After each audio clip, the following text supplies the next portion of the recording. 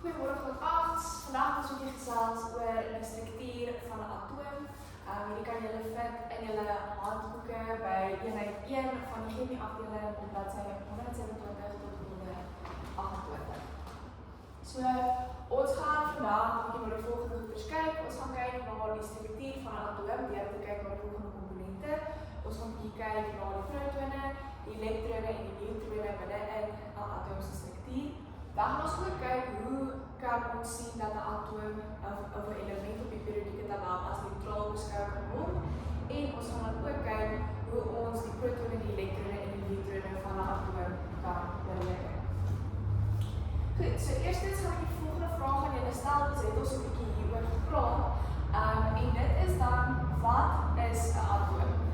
So 'n atoom het ons gesê is die kleinste gedeelte waaruit materie bestaan. Onthou, materie is enigiets wat ryk bestaan, dit is enigiets wat massa besit, en 'n atoom is dus dan die kleinste deeltjie waaruit alle materie opgebou is. Hier is net 'n klein voorstelling van hoe 'n atoom se struktuur nou gaan lyk. Jy sal sien waar die komponente waaruit die kern bestaan en dan die komponente wat buite rondom die kern beweeg. As ek die video nou gaan speel en dan gaan ons so 'n bietjie meer in diepte na hierdie struktuur kyk.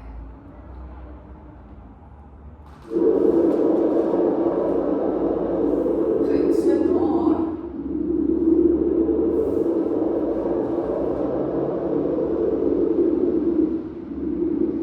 daarso kan jy dan sien dat die elektrone rondom die kern van die atoom beweeg en jy sal ook sien elke elektron volg dan sy eie baan ook.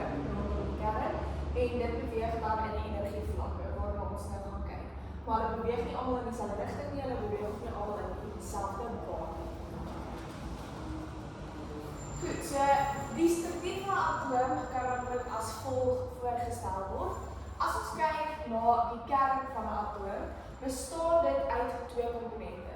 So die kern bestaan uit protone wat voorgestel word hier deur die blou sirkels. En dan bestaan dit ook uit neutrone wat dan voorgestel word uit die groen sirkels. Goed. Nou, omdat beide hierdie komponente die kern van die atoom opmaak, kan ons hulle ook dan nukleone noem, omdat hulle in die nukleus van die atoom voorkom. Nou, die protone in die kern is jou positief gelaaide deeltjies en 'n maklike manier om dit te onthou is om net na die voorste letter van die woord te kyk. So, protone is jou positief gelaaide deeltjies. En dan kry jy jou neutrone wat dan jou neutrale deeltjies is. So hulle besit nie 'n lading nie en dit is dan weer eens maklik om te onthou deur die nieuw gedeelte in gedagte te hou van neutrone en neutraal. So dit is dan die komponente wat in die kern voorkom. Rondom die kern van 'n atoom het ons dan energievlakke wat voorgestel word deur die groot sirkels rondom die kern. Goed? Hierdie energievlakke kan dan ook na verwys word as orbitale en dit is dan die bane waarvan ek nou gepraat het waarin die elektrone beweeg. So jy sal sien dat elektrone word gerangskik in hierdie energievlakke volgens die periode waarin die element sou val. Dit dui dan vir ons aan hoeveel energievlakke daar van hierdie spesifieke element of hierdie spesifieke atoom van 'n element is. En belangrik van die elektrone, dit word nou voorgestel deur hierdie oranje sirkels, is dat hulle negatief gelaaid is. So hulle het 'n negatiewe lading en hulle beweeg dan rondom die kern van die atoom. Ons kan dan ook elektrone en protone en neutrone as volg aandui. As ek net hier so gelyk het. So elektrone kan ons dan ook aandui as E negatief.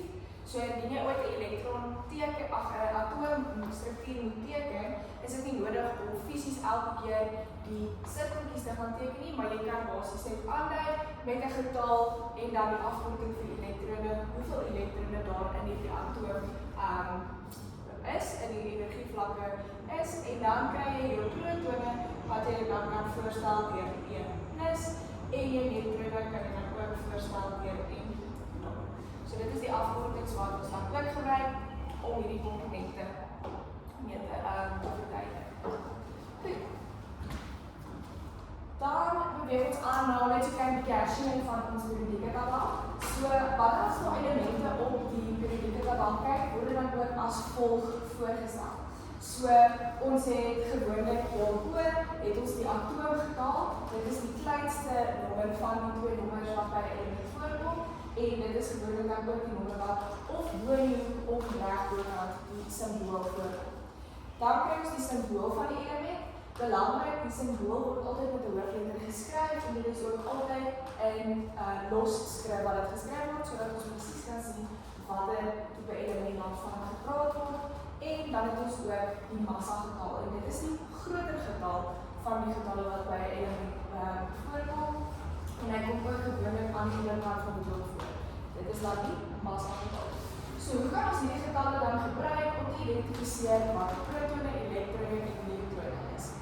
So eerstens die atoomgetal sê vir ons dit is die aantal protone wat in die kern voorkom. En ons het gesê dat elemente op die periodieke tabel is neutraal. Dit beteken dat daar dieselfde hoeveelheid protone is as wat daar elektrone is. So as jy nou kyk in terme van lithium, het jy 3 protone, want die atoomgetal sê vir ons die aantal protone. As jy dus 3 protone het vir lithium, beteken dit dat jy 3 elektrone ook gaan moet hê wat mekaar gaan aantrek sodat hierdie element neutraal sal kan voorkom. Daarom kan ons sê dat die atoomgetal is vir ons die aantal, dui vir ons die aantal protone sowel as die aantal neutrone aan. Goed. Wanneer ons dan na die massagetal kyk, dui die massagetal vir ons die aantal neutrone aan, want die massagetal is die som van die aantal protone en die aantal neutrone. Ons kan ook sê die massagetal verteenwoordig die aantal nukleone wat daar in 'n atoom voorkom. So omdat die aantal neutrone te kan bepaal, kan ons die massagetal neem en ons kan die atoomgetal van die massagetal aftrek om dan so ons aantal neutrone te bepaal. As ons kyk na so 2 voorbeelde. So die eerste voorbeeld waar ons gaan kyk is magnesium.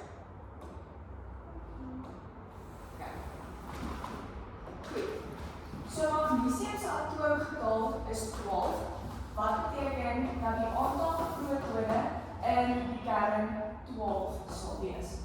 Omdat elemente op die periodieke tabel altyd neutraal is, beteken dit dat ons dieselfde hoeveelheid protone vir soveel protone soos wat daar elektrone is. Dit beteken as daar 12 protone in die kern is, gaan daar 12 elektrone rondom die kern beweeg. Om dan die aantal neutrone te bepaal, gaan ons die massagetal neem.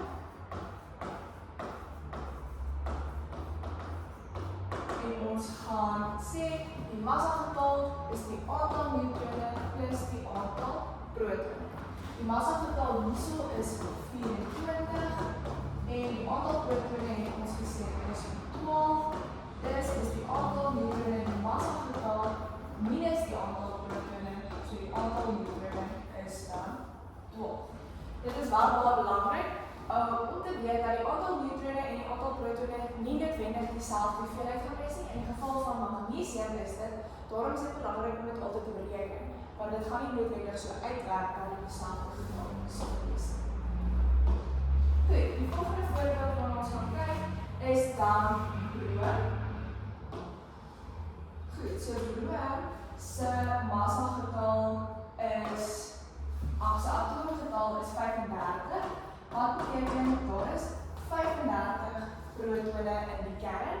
Omdat elemente op die periodieke tabel neutraal is, beteken dit daar is dieselfde aantal protone soos wat daar elektrone is. Dus is die aantal elektrone van broom ook 35. Ons wil dan die aantal neutrone bepaal. So ons sê die massagetal weer ons is die aantal nukleone. Wat beteken dit is die aantal neutrone plus die aantal protone. Ons weet die massagetal van broom is 80. En ons het net gesê dat die aantal protone 35 is. Die aantal neutrone is dus dan die massagetal minus die aantal protone en die aantal neutrone van broom is dus 45. Goed,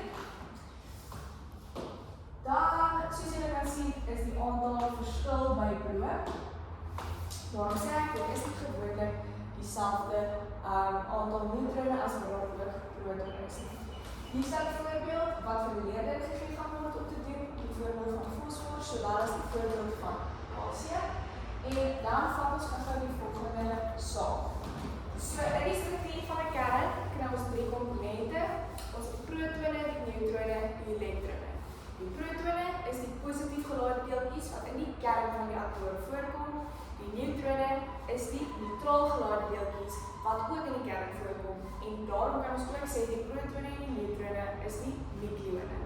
Die elektrone kom dan rondom die kern voor in energievlakke of dan orbitale en hulle is die negatief gelaade deeltjies. Goed. Die atoom van 'n element is ook altyd neutraal omdat daar dieselfde aantal protone as die elektrone sal wees. En dit is hoekom ons kan sê die atoomgetal van 'n element is dus die aantal protone sowel as die aantal elektrone. En ons het dan gesê om die volgende te bereken, protone, elektrone en neutrone, kan ons die volgende doen. So die aantal protone en elektrone, soos ons gesê het, is die atoomgetal van die element en die neutrone kan dan bepaal word deur die massagetal te vat en die aantal protone